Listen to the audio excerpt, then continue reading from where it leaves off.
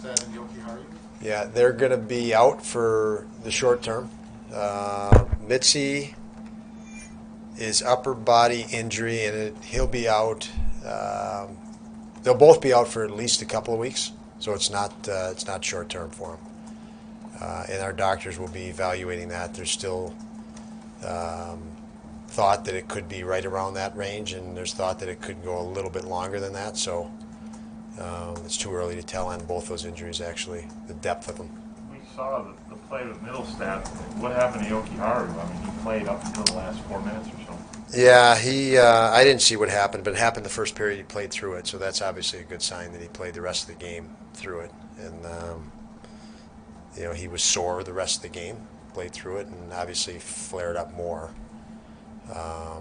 And we have more information, but we don't have enough information until things settle a little bit more. Is he upper or lower for Yoki Haru? He's lower. He's lower. I guess what kind of loss? Two of your main guys, what kind of losses at just one game into the season?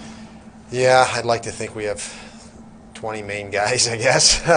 But yeah, I mean, it's, Mitzi's, his play has been incredible. So yes, it's they're big losses. Yoki has been paired with Dolls and done a real good job, and Mitzi was, in essence, our number one center. So I'm bummed for those two guys because they did it. They came in the season prepared and in shape, and they had a great training camp, and right away in game one this happened. So it's a bummer, but again, the overall scheme of things, we sat Rutsalainen out last night, Hayden out, and Butcher out, and we didn't want to sit anybody out. And so there's other guys. We're an evolving team. We need to see everybody. Everybody needs to play. Everybody needs to play as much as they can, and you can only give guys so much ice time. And obviously, when you take two out, there's more ice time for somebody else that needs to evolve their game, and that's the silver lining for them. How close is Samuelson? He's skating, so I believe today was his third day skating, Paul.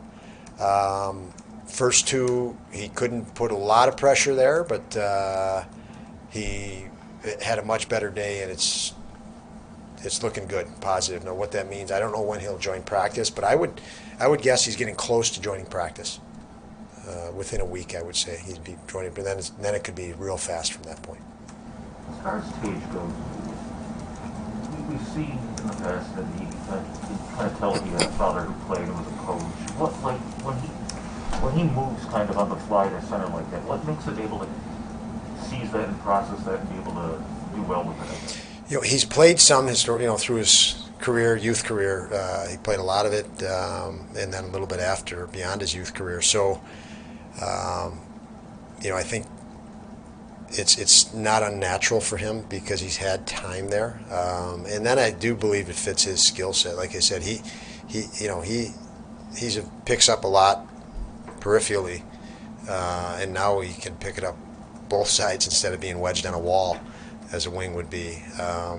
So I think that excites him, and when he moves around, he's a better player. I think when he moves and he can move east-west lateral, more skills within his skill set come out, and that's what continues to excite me, and I know it excites him as well. Don, how much do you know Cousins now has to step up here in a little bit of a different role?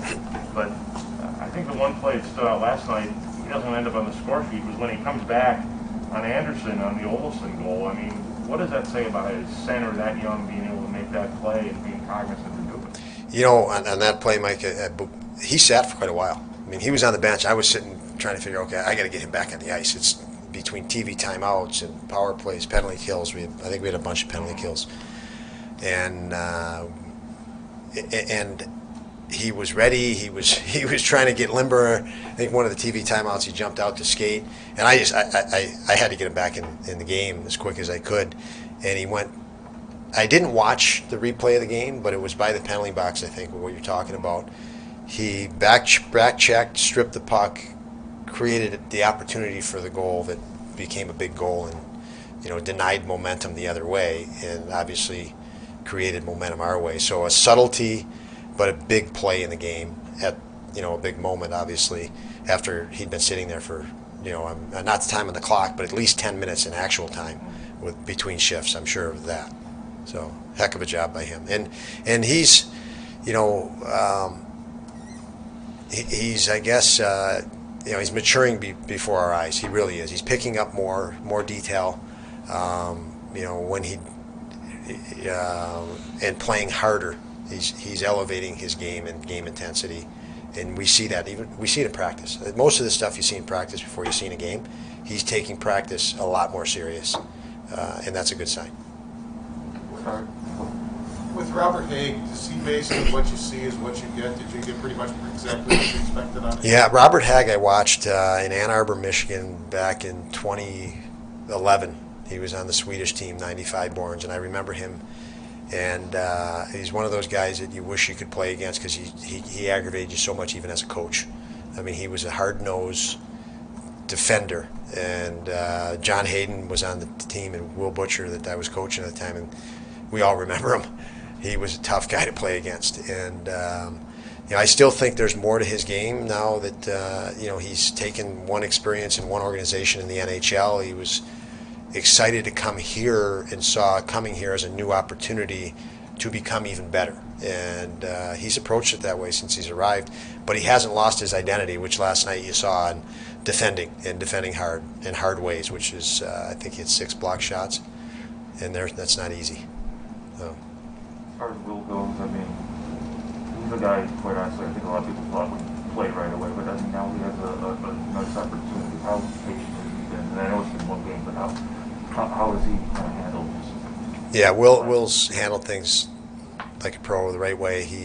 We gave him a couple really hard conditioning skates because he wasn't in the lineup, and he thrived on it. You know, he's a guy that wants more and wants to find ways. Just like I said about Robert Haig, these guys that come from different organizations and they see this as a lot of times players leave their first organization and they learn so much. They have hindsight now. So they come to the second organization with a lot of hindsight and a lot of drive to build off of that hindsight they now have. And he's in that same category Robert Haig is. You know, he's finding ways to get better every day. And yeah, I mean, we didn't want to certainly I didn't think about who would be a healthy scratch, to tell you the truth, before the camp started. Just let these guys play and know at the end I'm going to be sitting 3 guys I don't want to sit if everybody's healthy, and that was the case last night, and he'll get a look now. We know the business. We had a couple guys out of the lineup now, injuries on day one, and the guys just have to stay ready for their opportunity. With defensemen, what do you look for when you decide who has to go to their offside? Yeah, that's tricky. I don't know that I have a criteria for that, but we'll be looking more after they go in the lineup. Unless guys have had a history there, it's still going to be a read and react for us as coaches to see how they fit and maybe different chemistry too. But Will has played the offside, his left shot, played the right side, and he'll do that tomorrow. As you saw out there, he's with Dahls today. We're inclined to keep it that way for tomorrow and read and react like everyone else. With Haig, how does some of that mentality you just talked about play into the way you want the guys to play on the penalty kill? It plays right in. I mean, it's you know, do whatever it takes is kind of the mentality. And if you couldn't intercept the pass or you couldn't push it down, and you got to block a shot, block the shot. And you know, he did more than block it. He engulfed it. He attacked it. So that's motivating, inspiring to the rest of the crew, and really sets a nice precedent for us. As far as Tage goes, you might have mentioned this last week or something, but he likes the challenge of becoming a center. His position with a little more prestige, maybe you would say. Yeah. He likes the challenge of trying to do it. Yeah, Tage in general likes a challenge. He's bored if you don't challenge him. I mean, he likes to be pushed. He wants to be pushed. He's a quiet guy, so you almost have to figure that out. But when you do push him and you do challenge him, and you got to lay it out for him too, because he's a very intelligent, you know, person as well as player. He embraces it, and that's a fun part of being on the other side as coaches, to work with a guy like that. It was only for 25 seconds last night, but you did give Rasmus Dahlin a little chance to kill some penalties.